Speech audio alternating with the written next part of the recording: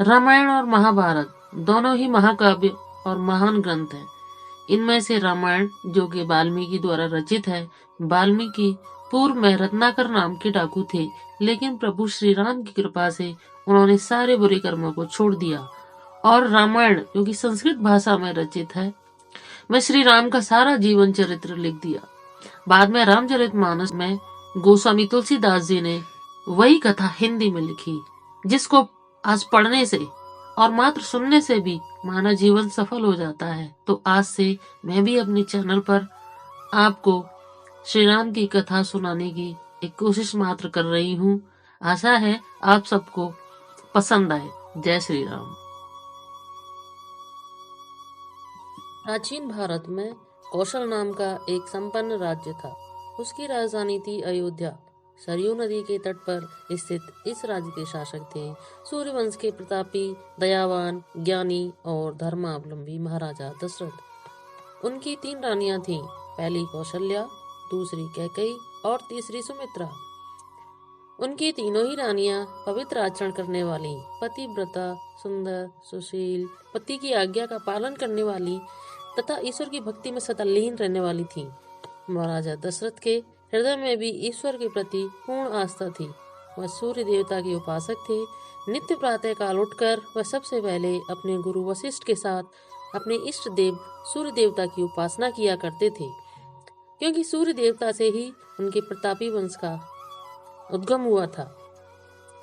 राजा दशरथ और महारानी कौशल्या अपने पूर्व जन्म में कश्यप मुनि और उनकी पत्नी अदिति थे, जिन्होंने घोर तप से राजा दशरथ और कौशल्या का जन्म पाया था। संसार के सब सुख प्राप्त होते हुए भी महाराजा दशरथ को केवल एक ही भाव था, संतान न होने का। अतः इसी चिंता में डूबे हुए एक दिन राजा दशरथ अपने कुल गुरु वशिष्ठ के पास पहुंचे और उन्होंने विनीत भाव से प्रणाम करके बोले, गुरुदेव, क्या हम निसंतान ही संसार से चले जाएंगे? क्या हमारा वंश अब आगे नहीं चलेगा? वंश जरूर चलेगा राजन, तुम्हारे पुत्र भी उत्पन्न होंगे। महर्षि वशिष्ठ ने राजा को आश्वासन दिया। मगर कब होंगे ऋषिवर? अब हम वृद्धावस्था में पदार्पण कर चुके हैं, फिर हमें कब संतान प्राप्त होगी? उसके लिए तुम्हें पुत्र प्राप्ति के निमित्त पुत्रेष्टि यज्ञ करवाना होगा राजन। गुरु वशिष्ठ ने राजा दशरथ को पुत्र प्राप्ति का उपाय बताया। तो कीजिए गुरुदेव, किस बात की देर है? राजा दशरथ ने अधीरता से विनय की। नहीं राजन, उस यज्ञ को केवल श्रृंगी ऋषि ही करवा सकते हैं। उन्हें लाने के लिए तुम्हें एक आश्रम तक पैदल ही जाना होगा। जो आज्ञा गुरुदेव। यह कहकर राजा दशरथ अपने महल लौट आए। दूसरे दिन राजा दशरथ नंगे पांव ही श्रृंगी मुनि के आश्रम जा पहुंचे। वहां पहुंचकर उन्होंने श्रद्धा और भक्ति भाव से सबसे पहले श्रृंगी मुनि के चरण छुए। उसके बाद उन्होंने मुनि से पुत्रेष्टि यज्ञ करवाने की हाथ जोड़कर विनती की। तब श्रृंगी मुनि ने अयोध्या पहुंचकर उस यज्ञ का आयोजन किया। यज्ञ की सफलता पूर्वक संपन्न हो जाने पर अग्निकुंड से दिव्य खीर से भरा हुआ पात्र हाथ में लिए हुए स्वयं अग्निदेव प्रकट हुए और बोले, लो राजन, तुम्हारा मनोरथ सिद्ध हो गया। तुम इस दिव्य खीर के उचित भाग कर अपनी रानियों को बांट देना। ईश्वर तुम्हारी मनोकामना पूर्ण करेंगे। यह कहकर अग्निदेव ने खीर का वह पात्र महाराजा दशरथ को दे दिया और वहां से अदृश्य हो गए। राजा दशरथ उस खीर को पाकर बहुत प्रसन्न हुए। महर्षि श्रृंगी के चले जाने के पश्चात कुलगुरु वशिष्ठ से अनुमति लेकर महाराज दशरथ दिव्य खीर का वह पात्र लेकर अपने राजमहल पहुंचे और अपनी रानियों को बुलवाया। महाराजा की खबर पाकर महारानी कौशल्या और कैकेयी दोनों दौड़ी चली आईं।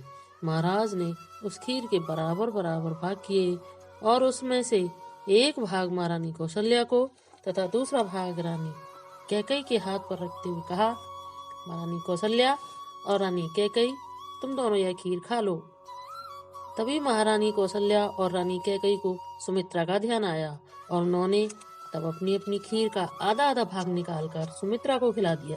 उस दिव्य खीर के प्रभाव से राजा दशरथ की तीनों रानियां गर्भवती हो गईं। यह शुभ समाचार जब महाराजा दशरथ को मिला तो उनकी खुशी का कोई ठिकाना न रहा। उचित समय के पश्चात महाराजा दशरथ के यहाँ पुत्र रत्नों की जन्म का समय निकट आ पहुंचा।